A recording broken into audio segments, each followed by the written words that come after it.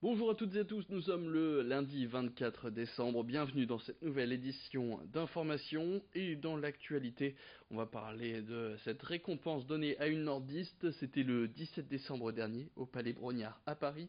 Le prix de la femme d'influence 2018 était distribué à plusieurs femmes de talent, incarnant des modèles de réussite pour les générations futures et dans plusieurs catégories. Caroline Sonrier, la directrice de l'Opéra de Lille depuis 2001, a elle été distinguée pour son parcours et son engagement pour la féminisation du monde lyrique. Quelques jours après avoir reçu ce prix, elle a rencontré Idil Gunay pour revenir sur cet engagement. Découvrez tout de suite son portrait. Elle fait partie des 3 femmes qui dirigent des opéras en France. Caroline Sonrier a reçu le prix de la femme d'influence 2018 dans la catégorie culture. Le club Génération Femmes d'influence a tenu à souligner son implication dans l'évolution de la place de la femme à des postes à responsabilité dans le milieu de la musique classique. On est face effectivement à une situation, alors notamment en France, où il y a 52% des étudiants dans tout le domaine du spectacle vivant artistique, donc des étudiants qui se destinent à une carrière artistique. 52% de ces étudiants sont des femmes. Or, par exemple aujourd'hui, les concerts et les opéras sont dirigés seulement à 4% par des femmes. Sur l'ensemble des œuvres jouées en France, seulement 1% ont été composées par des femmes.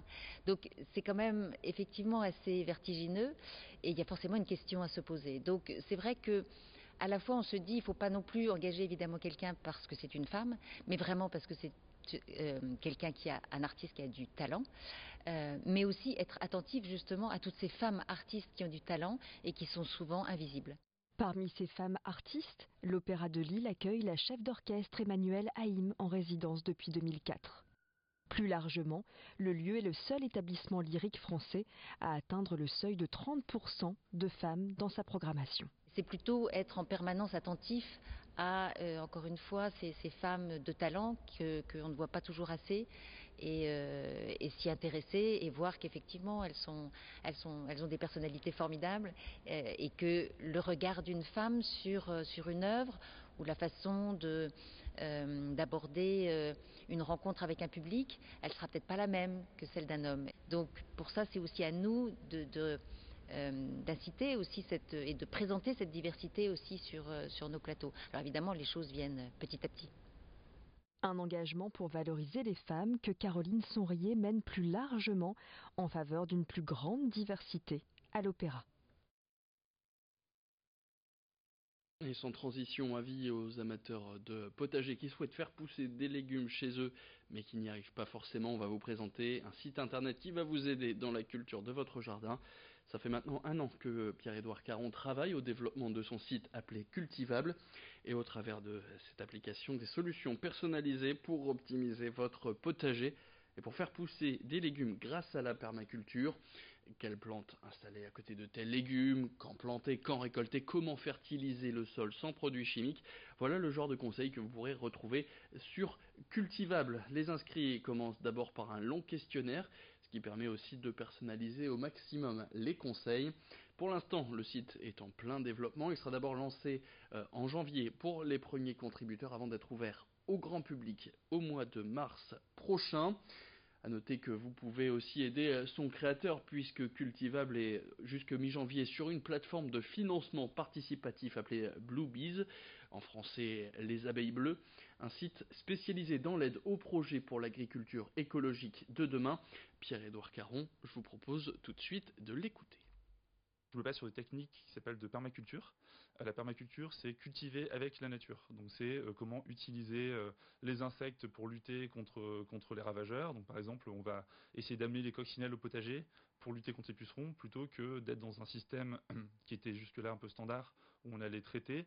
Là, on va amener ces auxiliaires. Ça va être une obligation de toute façon, puisqu'au 1er janvier 2019, les produits chimiques seront interdits au potager. Et à noter que l'abonnement coûte 1 € par mois. Et puis, sans transition, c'était l'une des ouvertures les plus attendues à Lille cette année. Le restaurant La Bellezza du groupe parisien Big Mama a donc ouvert ses portes rue Escarmoise dans le Vieux-Lille. Une arrivée dans le Nord qui a fait grand bruit, notamment à cause de l'impossibilité de réserver ses places. La seule solution pour ceux qui souhaitaient y manger, c'était de faire la queue devant le restaurant. Et force est de constater que ça fonctionne. Beaucoup de curieux ont attendu pour avoir leur place. Mais dans cette rue escarmoise très étroite, la seule possibilité pour faire attendre les gens, c'était de faire la queue sur le trottoir d'en face. Et une file d'attente qui a bouché l'accès à cette rue commerçante quand elle ne débordait pas carrément sur la rue, ce qui ne plaisait pas du tout aux autres professionnels de cet axe qui ont constaté une baisse de visibilité et de fréquentation dans leurs boutiques. De son côté, la mairie de Lille a dressé un premier procès pour occupation illégale du domaine public, puisque le restaurant a installé un petit cordon sur ce fameux trottoir pour réguler un petit peu la file d'attente.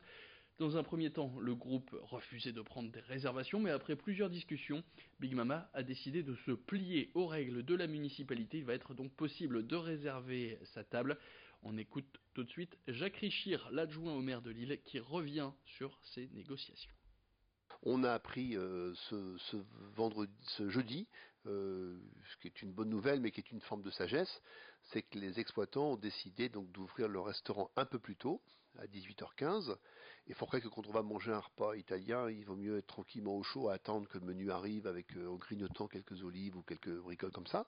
Et deuxièmement, ils vont faire comme tout le monde des réservations, alors soit par téléphone, soit peut-être par des smartphones. C'est aussi moyen de leur dire que bon, ils viennent de Paris avec un concept, c'est très bien, mais nous à Lille, on est capable d'avoir des restaurants qui peuvent accueillir les gens au chaud pour attendre que le plat arrive. Et puis cette info conso avant de se quitter. Attention, si vous avez des packs de lait, j'aime le lait d'ici.